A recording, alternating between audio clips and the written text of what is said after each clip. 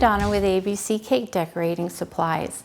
If you've been following me on a cake journey, I'd love for you to follow me on a new journey. This is going to be a journey through chocolate and candies. If you're new to this channel, welcome. I hope you enjoy it. I'm so excited about this. This is a whole new adventure out into your journey of culinary fun. This is kind of a small display of what you can do with some of the chocolates. We are going to go with a wedding theme, but you can go with a birthday theme, a Hollywood theme, an Oscar theme, whatever kind of theme you'd like, and you can take these and apply them to your theme. One of the things I want to do is show you how easy it is to melt chocolate. I'm going to show you if you can use a microwave, ta-da, then you will be able to do all of these things with just a few more utensils and items that you're going to need. We're going to make chocolate covered pretzels with aren't they little cute sugars? Then these I'm very excited about. These are basically a chocolate Oreo cookie that is covered in chocolate. One of the greatest things I love is this chocolate hollow shoe. And then you can fill it with many different things. So if you're having a princess party or a unicorn party. And then these nice little thank you mints. So they are basically like those little Andy mints. These are going to be little cute mints. Then we have bonbons, easy bonbons. What you can do is you can do chocolate, vanilla, peanut butter, caramel, whatever bonbons you'd like. Then we have easy pedophores. They are so simple, and oh, these are one of the favorite things everybody likes when we make those. Something very cool also. This is the Peppermint Bark, and it is done with a chocolate transfer sheet. So you can actually just kick this up a notch, and oh, it's so simple, so simple. This is one of those things that everybody raves about. I'm calling this our wedding potpourri, and what it is basically just a bunch of stuff that you can find in your pantry. Then I want to show you how easy it is to make a little gift box. These gift boxes come Father's Day. You can make a toolbox. They have a heart-shaped box for Valentine's Day. These here are just a cute little box. You could use them for Christmas. You can use them for your wedding theme, like what I'm going to use them here for. We've got Rice Krispie treats. I'm going to show you how easy it is to put these on a stick. And who does not like chocolate covered Rice Krispie treats? Oh my gosh, they're delicious.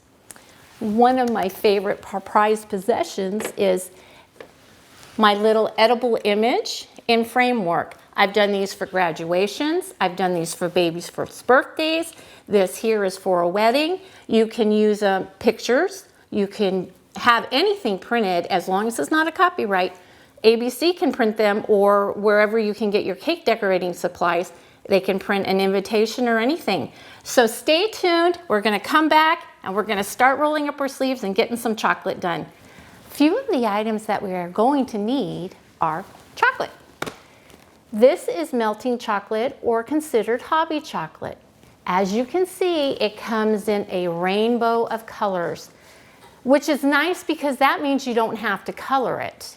Although, if you need a special color, because they basically come primary, they also come flavored. These chocolate discs come in peanut butter, and you can get butterscotch.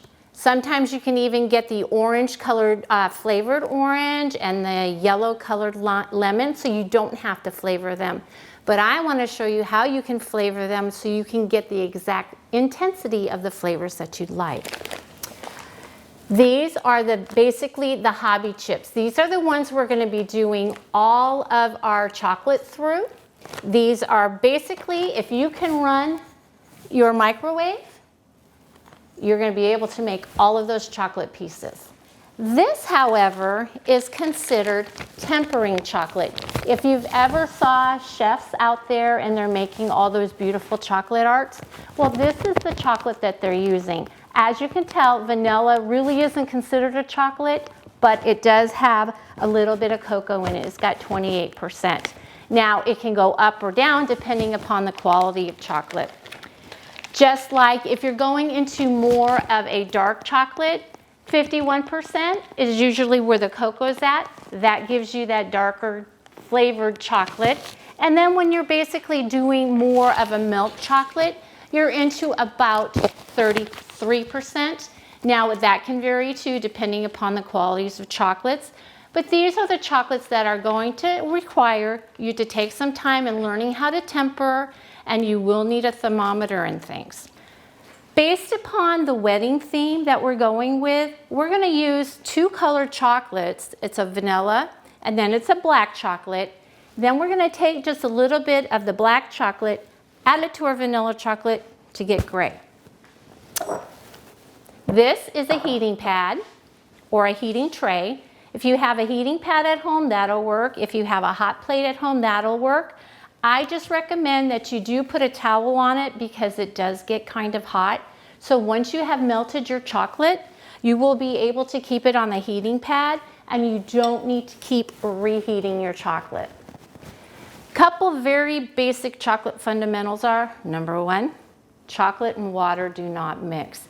If you have any type of a food coloring or anything that does not have an oil base to it, it will seize your chocolate. And what that means is that the chocolate is going to get hard immediately and there's no way to bring that back. So one of the things you have to make sure is if you're going to color your chocolate, don't use the regular colors that you use to color your icings or your cake mixes.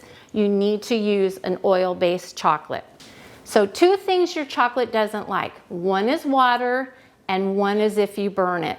Chocolate is meant to be melted at about body temperature. So after you melt your chocolate and you test it on your arm, if it's too hot, then you've got your chocolate too hot. All you want to do is melt your chocolate. You don't want to cook it.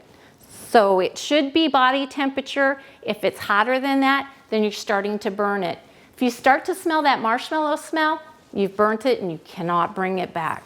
So generally, if you're using the microwave, 50%, I start out at 30 seconds, melt it, then go back, stir it, 30 seconds, and right before it's melted is when I take it out and I stir it, and then you're going to get this really nice consistency of chocolate.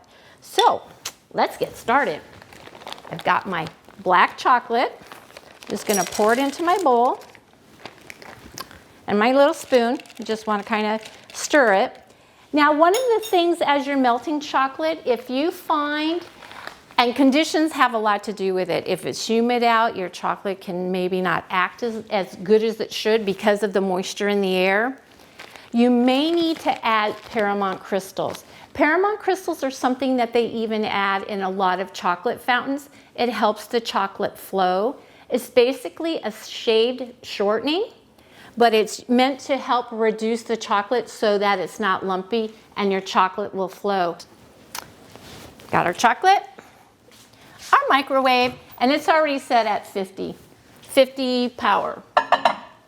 So I'm going to start it at 30 seconds, and most microwaves now have that 30-second button. If they don't, then set it for 30 seconds. Don't set it for a minute thinking, oh, I'm going to go back and check it in 30 seconds, because believe me, something else is going to happen, and your chocolate might start to burn once you're starting to get it to that point where it's starting to melt. So 30 seconds, don't be in a hurry, just take your time, and then you're going to have beautiful chocolate. So let's take a peek, and I want to show you something. You may think that this is going to take quite a bit of time, but it's actually not. You can already see just after 30 seconds how my chocolate's starting to melt. You might want to stir it around a little bit. And if you're melting it in glass, a glass is a good conductancy of heat, so your glass is going to start getting warm, and that's also going to help melt your chocolate. Put it back in for another 30 seconds. Those 30-second buttons are so nice. A couple things we're going to use are piping bags. We are going to fill them with chocolate, and when we're making some of our projects, We're going to use them as edible glue. Chocolate is great for glue. We're also going to use some little sprays. So let's check the microwave and see what this chocolate's doing in here. Look at this already. Oh my goodness. See, it doesn't take very long for your chocolate. Now with these lumps in here, I would not put it back in. I would just stir it, and my bowl is a little warm. This is about when you want to take it out, and you will see that the chocolate's going to continue to melt. So now you're ready. This is the chocolate basics. If you remember, 2 things about chocolate. Don't overheat it. Doesn't like water. If you have any questions or comments, we do read them, believe it or not, and that's why we're doing this chocolate. It was because of a request. Contact Donna at doublervideo.com and hope to see you for lesson 2 so we can get into making mints. Thank you.